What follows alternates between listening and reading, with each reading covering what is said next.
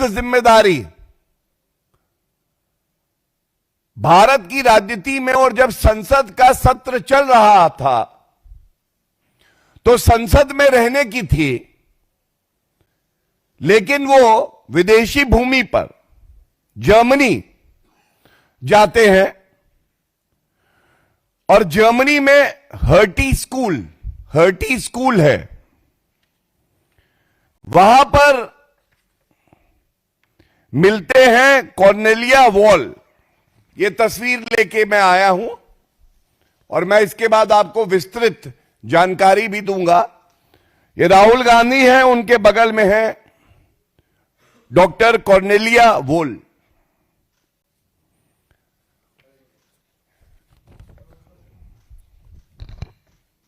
Germany की तस्वीर है, हर्टी स्कूल में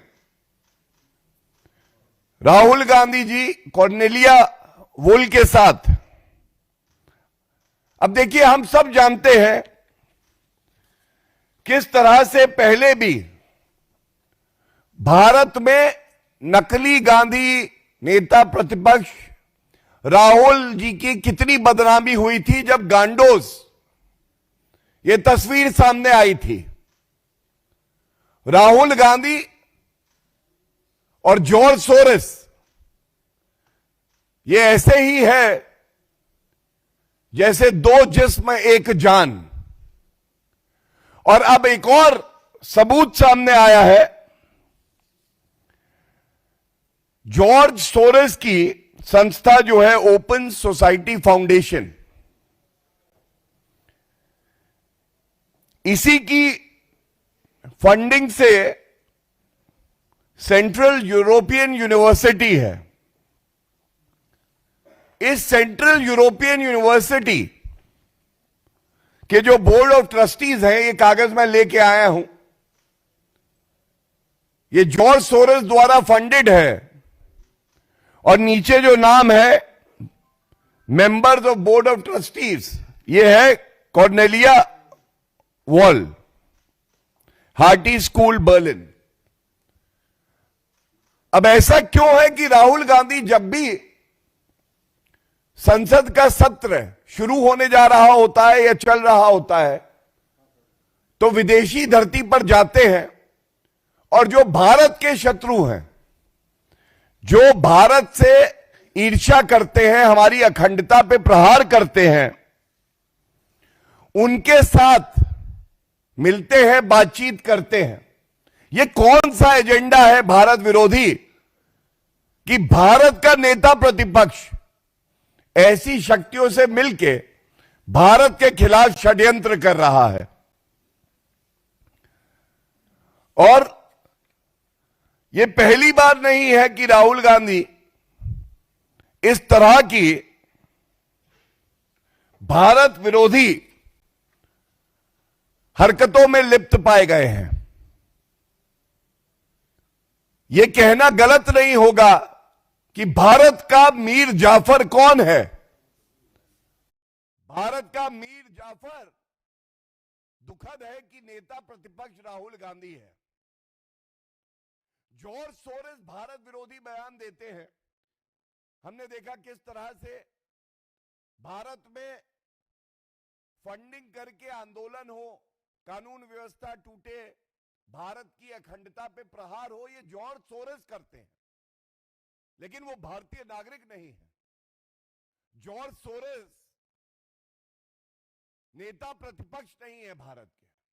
जॉर्ज सोरेस ने संविधान की शपथ नहीं ली है, लेकिन राहुल गांधी ने तो संविधान की रक्षा करने की शपथ ली है।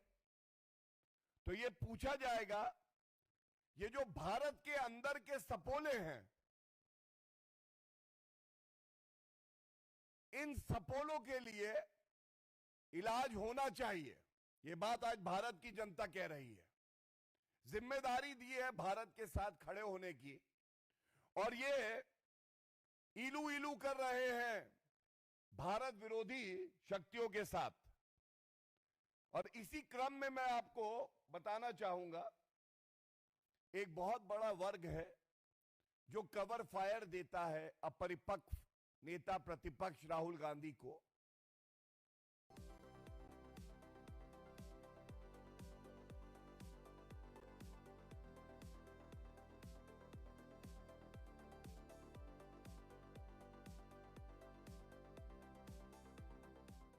साल के राहुल गांधी हैं,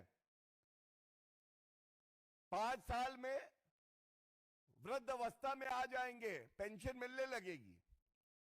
और यह भी बता दें कि जो लोग ये कहते हैं कि वो बचकानी हरकतें कर देते हैं, तो ये स्पष्ट हो गया है राहुल गांधी आदतन ऐसी हरकतें करते हैं, बहुत ही शातिर है। उनके डीएनए में भारत का विरोध है, क्योंकि सत्ता पाने की लालसा है, वो जहरीले हैं। और जो उनके कृत्य हैं, जो अभी मैं उजागर करूंगा, ये एक पैटर्न है। तो ये कहना भी गलत नहीं होगा कि ये भारत से गद्दारी है। एक नेता प्रतिपक्ष का कोई भी कृत्य या वक्तव्य अगर भारत को कमजोर करता है, तो यह बेहद ही शर्मनाक बात है और चिंताजनक बात भी है। अब आप देखिए, यह तस्वीर है, अमेरिका गए, वहां की लॉ मेकर इल्हान ओमर से मिले। ये अभी कुछ ही समय पहले की बात है। ये इल्हान ओमर क्या कहती है? इल्हान ओमर कहती है कि भारत ने गैर कानूनी तरीके से कश्मीर पर कब्जा कर रखा है। क्या मजबूरी है? क्या यह जरूरी है? क्या मंशा है नेता प्रतिपक्ष की कि वो इल्हान ओमर से मिल रहे हैं, जो हमारे कश्मीर को, जो भारत का अखंड हिस्सा है, उसको कहती है कि जबरन कब्जाया हुआ है। ये दूसरी तस्वीर है, मुशीफिकुल हसन फजल, मुशीफिकुल फजल। ये देखिए, ये क्या कहते हैं? ये जमाते इस्लामी को आगे बढ़ाते हैं। राहुल गांधी देखिए साथ है उनके, और ये बार बार वक्तव्य देते हैं कि भारत में लोकतंत्र खत्म हो गया है। राहुल गांधी भी यही मानते हैं। तो जमाते इस्लामी जो भारत में प्रतिबंधित है, बैंड है, उसके साथ जो व्यक्ति कारोबार करता है, उसको आगे बढ़ाता है। उसके साथ राहुल गांधी क्या कर रहे हैं? और इसी के साथ आप याद करिए, देखिए ये भी वही तस्वीर है मुशफिकुल फजल की, और उनके साथ बीच में देखिए राहुल गांधी भी हैं, और ये सैम पिट्रोडा, सैम अंकल। अब ये सैम अंकल जब जर्मनी जाते हैं राहुल गांधी, तो वहां भी होते हैं। और ये सैम अंकल कौन है? भूलिएगा मत। अभी कुछ समय पहले सैम अंकल ने हर भारतीय नागरिक की अपमानित करने का प्रयास किया और कहा, east Indians they look like Chinese, east Indians look like Chinese and south Indians look like African. और जब भारतीय जनता पार्टी ने पुरजोर तरीके से इस मुद्दे को उठाया था, तो एक ढोंग रच के राहुल गांधी और कांग्रेस पार्टी ने कहा था सैम पिट्रोडा को उनके पद से हटा दिया गया है। तो जब हटा दिया गया था, तो हर विदेशी दौरे पर राहुल गांधी के सैम अंकल, सैम पिट्रोडा क्या कर रहे हैं? इसकी जवाबदेही किसकी है? कृपया करके ये बता दीजिए। और इसके साथ एक बात मैं और कहूंगा, ये बार बार, अभी कोलंबिया गए राहुल गांधी, अक्टूबर 2025 की ही बात है। तो क्या कहा राहुल गांधी ने? राहुल गांधी बोले, there is a wholesale attack on democracy in India. थोक में भारत के लोकतंत्र पे प्रहार हो रहा है। लेकिन ये प्रहार अगर आप कह रहे हो रहा है, तो ये तो विदेशी भूमि से नेता प्रतिपक्ष नकली गांधी खुद राहुल गांधी कर रहे हैं। कैम्ब्रिज यूनिवर्सिटी, राहुल गांधी कहते हैं जो मूल ढांचा है भारत के लोकतंत्र का, उस पर प्रहार हो रहा है। और लंदन में थे तो उन्होंने यहां तक कह दिया कि भारत की मीडिया जो चौथा स्तंभ है, भारत की न्यायपालिका और भारत की संसद, अब ये प्रहार हो रहा है और खत्म हो गई है। भारत का लोकतंत्र खत्म हो गया। इंडियन स्टेट के खिलाफ राहुल गांधी कहते हैं लड़ाई लड़ो। तो ये कहना गलत नहीं होगा, ये जो विदेशी धरती पर जाते हैं छुप छुप के, भारत की जनता को भी लगता है हो सकता है राहुल गांधी हफीज सईद से मिले। हफीज सईद तो तारीफ कर चुका है राहुल गांधी की। जाकिर नाइक से मिल रहे हो। 50 लाख रुपए रिश्वत ली है कांग्रेस पार्टी ने जाकिर नाइक से। मोहब्बत का मसीहा बताया दिग्विजय सिंह ने। इसीलिए यह चिंताजनक है। ये जितनी शक्तियां हैं, जो भारत आगे बढ़ रहा है, श्री नरेंद्र मोदी जी के नेतृत्व में मजबूत हो रहा है, चौथी सबसे बड़ी अर्थव्यवस्था है आज विश्व में, इससे नाखुश है तो वो राहुल गांधी स्वयं, नकली गांधी परिवार और जो विदेशी शक्तियां हैं, ये एक तरफ, और दूसरी तरफ भारत के 140 करोड़ लोग, आदरणीय प्रधानमंत्री श्री नरेंद्र मोदी जी का नेतृत्व, और इसके साथ हमारा मीडिया, जो 3 हमारे प्रमुख अंग हैं, लेजिस्लेचर, एग्जीक्यूटिव एंड जुडिशरी, ये एक साथ खड़ा है। और मैं अंत करूंगा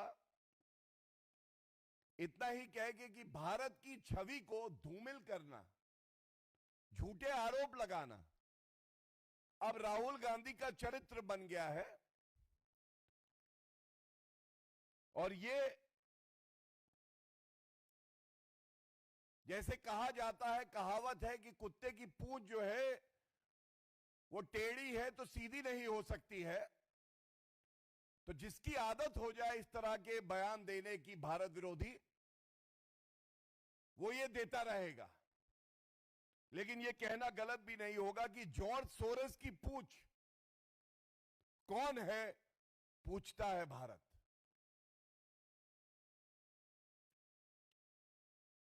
इसके बाद जो आज का दूसरा विषय है,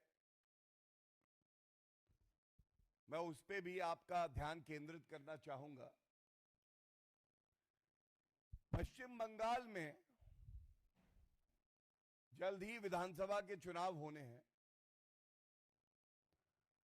और पश्चिम बंगाल की मुख्यमंत्री ममता बनर्जी जी जान चुकी हैं कि वो आगामी चुनाव हारने जा रही हैं। उनको ऐसा लगता है कि सांप्रदायिक राजनीति करके अपने नेताओं को इशारा करके सांप्रदायिक बयान दिलवाओ।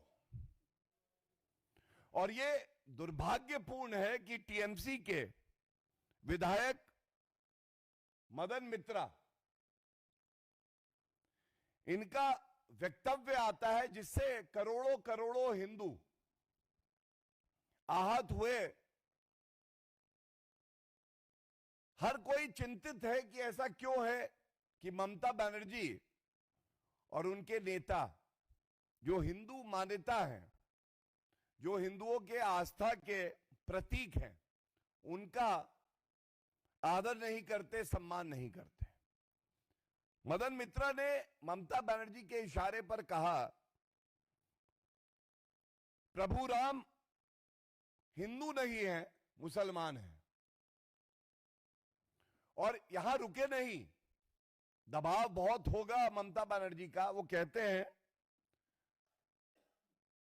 प्रभु श्री राम जी का सरनेम क्या है, किसी को पता है? तो ये सोच आती कहां से है? तो हमें थोड़ा पीछे जाना होगा। ममता बनर्जी स्वयं वो हैं, 2019 की बात है, हर हिंदू अनुयायी जय श्री राम कह के गर्व महसूस करता है। ममता बनर्जी अपनी गाड़ी में बैठकर कहीं जा रही थी। पश्चिम बंगाल का एक निवासी कहता है जय श्री राम। ममता बनर्जी को गुस्सा आता है, गाड़ी रुकवाती हैं, उतरती हैं और उससे कहती है जय श्री राम बोला तो तेरी चमड़ी उधेड़ दूंगी। हमने देखा कैसे महाकुंभ के दौरान उसको मृत्यु कुंभ बुलाया ममता बनर्जी जी ने। आज सवाल यह पूछा जाएगा, ये जो सोच है कि हिंदुओं को द्वितीय श्रेणी का नागरिक समझती है ममता बनर्जी, इसके खिलाफ पूरा देश आज आवाज उठा रहा है। क्या ममता बनर्जी जी में इतनी हिम्मत है या उनके किसी नेता में? किसी और धर्म के ईश्वर और इष्ट के लिए इस तरह का बयान दे दें? सर तन से जुदा हो सकता है, लेकिन क्योंकि हिंदू सहिष्णु है तो आप हमारे भगवान, हमारे देवी देवताओं का अपमान कराते रहते हैं। और मैं ये कहना चाहता हूं, क्या इस मुद्दे पर जिससे सभी हिंदू आहत हैं, एक बार भी ममता बनर्जी का वक्तव्य आया कि वो इसकी निंदा करती हैं? क्या अपने विधायक मदन मित्रा को पार्टी से निष्कासित किया? क्या कोई कानूनी कार्रवाई एफआईआर हुई?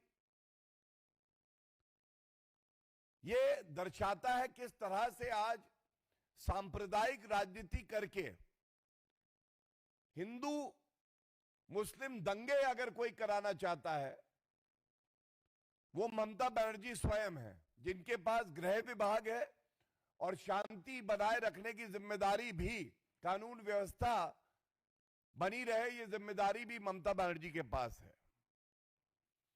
और इसी के साथ मैं अंत करूंगा। कुछ तुष्टीकरण का जो ममता बनर्जी करती हैं प्रमाण देकर, हम सब ने देखा किस तरह से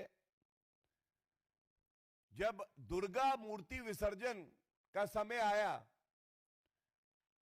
तो ममता बनर्जी ने उस पर रोक लगा दी थी, क्योंकि वो समय मुहर्रम का भी था।